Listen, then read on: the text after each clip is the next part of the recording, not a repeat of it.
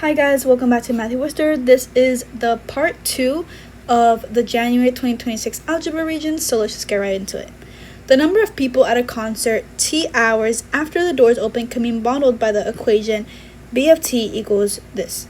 Determine how much time to the nearest hundredth of an hour must pass before the number of people reaches 2,000. So in this case, I'll just rewrite it. B of T equals 250, 1.8 to the power of T. So T represents our time, B of T represents people, and 1.8 is our rate, and 250 is our initial value. So in this case, we're asked to solve for time, and it tells us before the number of people reaches 2,000. So this is how many people we have to have. So that's 2,000 equals 250, and we just write the same thing. So to solve for T, we need to get rid of what's around it. So let's divide by 250 on both sides. And then this eliminates. And now we're left with 2,000 divided by 250, which is going to give us 8 is equal to 1.8 to the power of T. And now we have this. We need to figure out what this exponent is that will give us 8. So to do this, we need to do a logarithm. So if you remember, whenever we do logs, we do the log, the base, the answer that we need, and then our exponent is going to go here. So in this case, our base is 1.8. So we're going to do log 1.8. Our answer is 8. And then T is our exponent. So you're going to just plug this into your calculator, and you're going to get that T is equal to 3.5377. But the question is asking us to round to the nearest hundredth. So this is our tenths and this is our hundredth. So we need to round. So since 7 is greater than 5, this is going to turn it into a 4. So it's going to be 3.54 hours. Question 26. On a day in June 2017 on Staten Island, the function right here was used to model the temperature T in degrees Fahrenheit 8 hours after 9 a.m. State the value of T of 6 and explain its meaning in this context. So all we have to do is plug in a value of 6 for H. So we're going to rewrite T of 6 is equal to 8 sine pi over 12, and then H, which is now 6, plus 82. Now when you put all of that in the calculator, you're going to get 90. Now as it was stated in the problem, H represents our hours after 9 a.m. So since we had replaced H with 6, that meant that it's going to be 90 degrees 6 hours after 9 a.m. But we have to actually figure out what time that will be.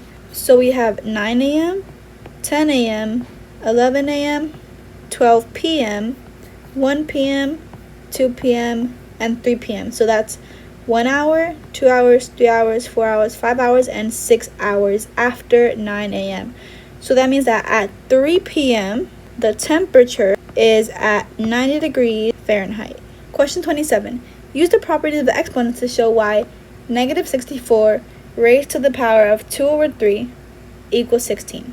So I'm going to write this as negative 64 raised to the power of 2/3. So whenever we have something raised to a fraction, we can rewrite this as a square root or as a root. So in this case, we have our power over our root. So whenever we have a question like this, our power is going to go on the inside and our root is going to go on the outside.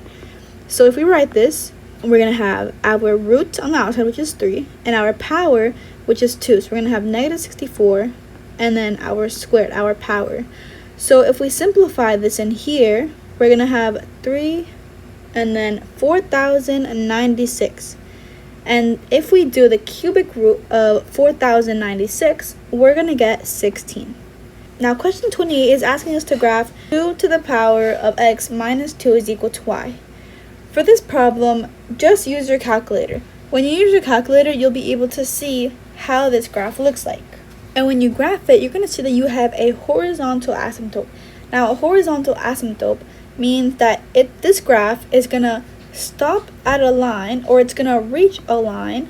Now when you graph this, you're going to realize that there is a horizontal asymptote, meaning that there's this line, right, that this graph is never going to directly touch. It's never going to reach it.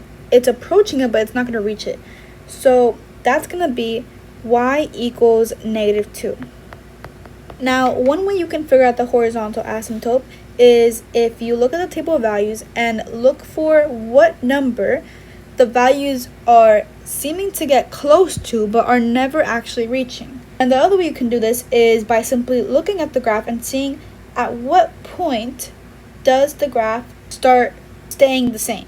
So that's going to be negative 2. Now, when you graph this, it's helpful if you actually found specific points that fall on the graph. So for example, there is one at 2, 2, there's one at 0, negative 1,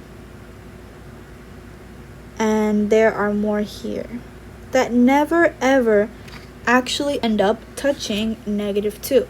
This graph is going to look a little bit wonky, but it's going to look something like this. You see that the graph is never going to actually touch negative 2, but it's going to look like it almost does. So that's our asymptote. So just remember that our horizontal asymptote is going to be represented by y equals, and a vertical asymptote is going to be represented by x equals. In a survey of students at a large high school, 58% speak English fluently, 24% speak Mandarin fluently, and 16% speak English and Mandarin fluently. Determine the percentage of students at the school who speak English or Mandarin fluently. So for this problem, we need to make a table. So we're going to have 1, 2, 3, 1, 2, 3. So here we're going to have our total, English, no English, Mandarin, no Mandarin. And if we're talking about percentages, our total is going to be 100%. So it says that 58% speak English fluently. So 58 is our total of English fluent speakers. Then Mandarin is 24%, so 24% is our total. And then 60% speak English and Mandarin fluently. So that's going to be at the intersection between English and Mandarin. Now we just need to fill in the other spots. So we do 100 minus 24 is going to give us 76%.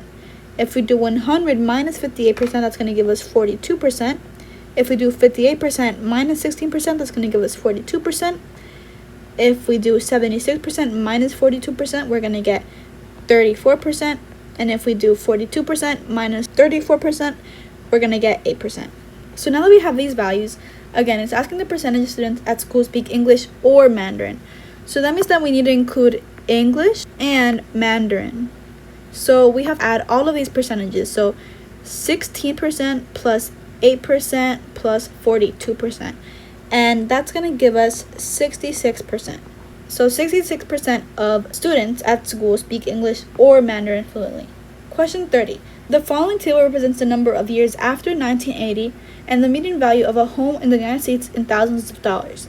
Based on these data, write an exponential regression equation to model the median home value in thousands of dollars x years after 1980. Round all the coefficients to the nearest hundredth.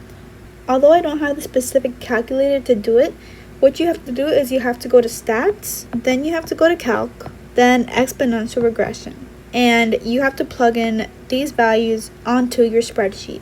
And you're going to get an answer of 61.14, 1.04 to the power of x. Make sure you write y equals because this is an equation. Question 31. Solve algebraically for all values of x that satisfy the equation below. So for this problem, you need to find a greatest common factor that you can multiply to all of these in order to get rid of the denominators. So I want to simplify this one even more. So I'm going to take out a GCF, which is x, and then I'm going to fill out the rest. So x times x is going to give me x squared, and then x plus 4 is going to give me 4x. So now that I have this, I see that I have x plus 4 on here, and I also have x over here. So I'm going to use that as my GCF. So I'm going to multiply all of these by x times x plus 4. Once I do that, I'm going to get rid of what cancels out. So this whole thing is going to cancel out because this is the same thing as that. X plus 4 is going to cancel out, and then x is going to cancel out. So now I'm left 24 x times x and 5 times x plus 4.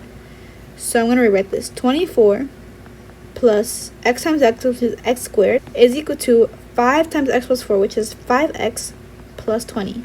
Now that I have that, I'm just going to solve, because they want me to solve algebraically for all the values of x. So I'm going to subtract 5x and subtract 20, in order to bring all these terms to one side and make it equal to 0. Because whenever you have a quadratic, it always has to end up equaling 0 if you want to solve for the value of x. So since 5x does not have any like terms, I'm going to leave over here, then minus 20 from the 24, and I'm going to be with x squared minus 5x plus 24 minus 20, which is 4. So plus 4 is equal to 0. So now that I have this, I just have to figure out what two numbers multiply to give me 4 but add to give me negative 5.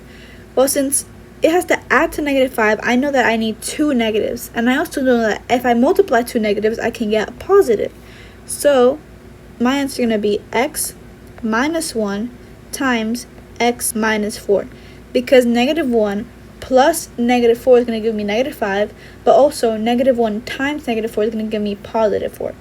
So now that I'm left with these two values, I'm going to set them equal to 0. I'm going to get x is equal to 1 and x is equal to 4.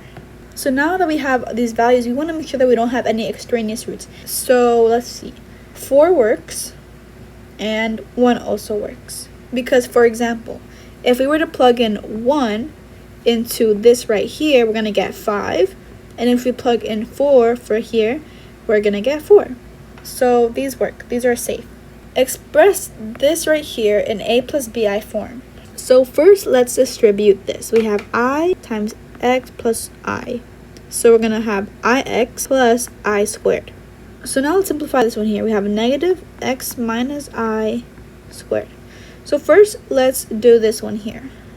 So let's do the x minus I, then x. We're going to have x squared. We're going to have negative ix. We're going to have negative ix again. And then we're going to have I squared. So if we add this, we're going to have x squared minus 2ix plus I squared. So now that we have x squared minus 2ix plus I squared, we can't forget about the negative here that was being distributed. So if we distribute the negative now, we're going to have a negative x squared, a positive 2ix, and a negative I squared. So now let's combine like terms. So we have ix plus I squared minus x squared plus 2ix minus I squared. So we have 1ix plus 2ix here. So we're going to get 3ix. And then we have a 1 squared and a minus 1 squared. So these are going to cancel out. And then we're left with a minus x squared. Minus x. Let's just write this in standard form. So we're going to have a negative x squared plus a 3xi. And this is our answer.